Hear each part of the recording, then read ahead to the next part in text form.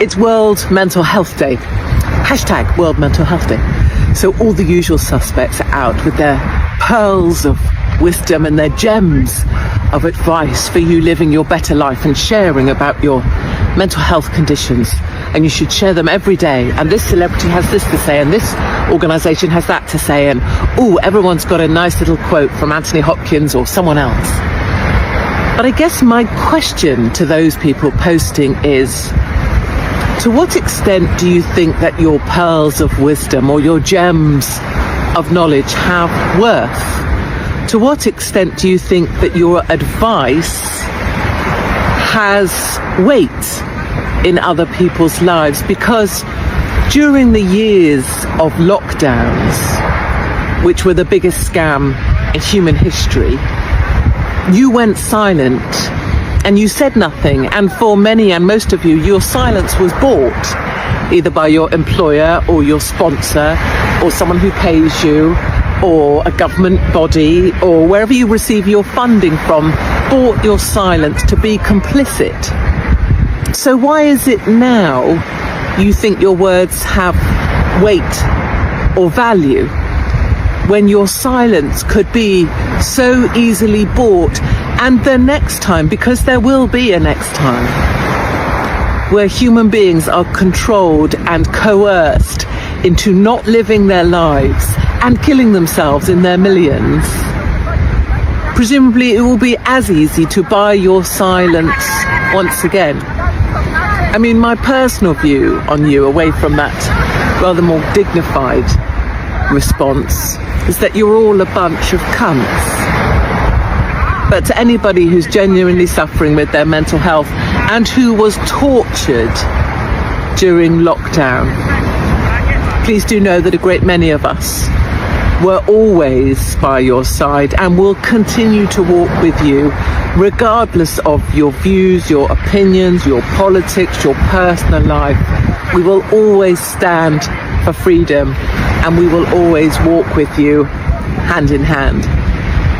Katie Hopkins' speech is a sharp attack on what she sees as performative compassion and hypocrisy. She mocks World Mental Health Day as a stage for celebrities and institutions to appear virtuous while ignoring real suffering during lockdowns, which she calls the biggest scam in human history. Her central point is about authenticity, that those who stayed silent for money or approval have no moral authority to speak now. Beneath the anger and vulgarity, Hopkins makes a populist appeal, standing with those who truly struggled while condemning elites who sold their silence. Her message reframes mental health awareness as a symbol of moral corruption, arguing that empathy loses meaning when it's bought, branded, and performed for the cameras.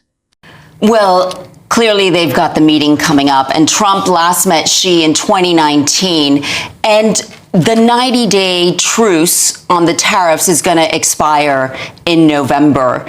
And U.S. lawmakers on Tuesday were threatening further export controls on chip-making components to China. This is Xi basically using the leverage that they have, being the #1 exporter of rare earths, the U.S. being the #1 importer of rare earths, which is key to the AI industry, to the defense industry. It's key to electric vehicles. And so Xi has basically said, we've got a lot of leverage here, and we know Trump responds to leverage, so they're going to sit down, they're going to negotiate, and I think they will find a solution to this because they need each other. Norah, I mean, at the same time in this country, we're having a very strange and curious briefing debate about China, its relationship with Britain. The US president is calling it very hostile and saying that the world is becoming captive to Beijing. It's a remarkable split between the United Kingdom and Washington on this issue. Well, it is very hostile because, as we know, rare earths are key to the military. And clearly we've got the conflict going on between Russia and the Ukraine. Russia, India, and China had their summit in Singapore, and they're cooperating, in Shanghai actually. They are cooperating, so they're showing a united front. But what we see is we live in a world where we are codependent. And for any progress we're going to be making in AI, with defense, with electric batteries, we are dependent on China. And China's trying to slow us down in the US by announcing that they could limit or control the export of rare earths, because then they can actually work on building up their military if we don't have the components we need. I mean, Donald Trump has been a very busy man this weekend, hasn't he? Because he has managed to get this deal apparently over the line between Israel and Hamas, and then he was snubbed for the Nobel Peace Prize. How do you think he's feeling about that in the White House now?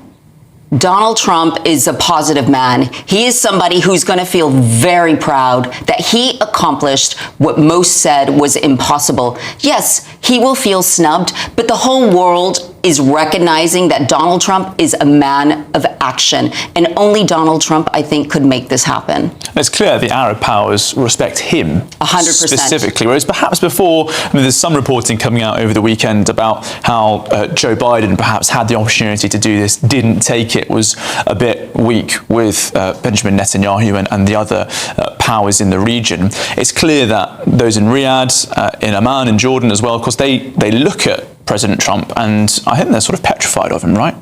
No, they see a man who is a deal maker ultimately. Trump has always said he wants everybody to prosper. He wants everybody to be treated fairly. And so it's an opportunity to focus on the positive here and how peace and justice can lead to prosperity for all in the region.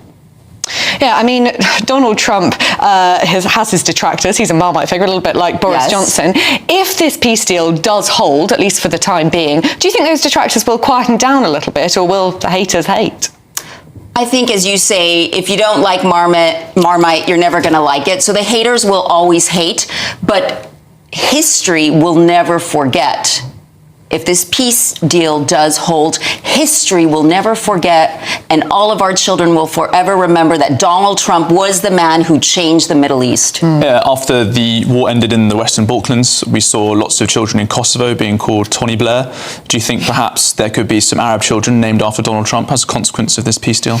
I think that's a funny thought. I'm not sure that it would happen, but I think, Trump will go down as the man who changed the Middle East. I appreciate that was a pretty tough question. All right, Nora Lee Knotson, thank you so much for your time this morning.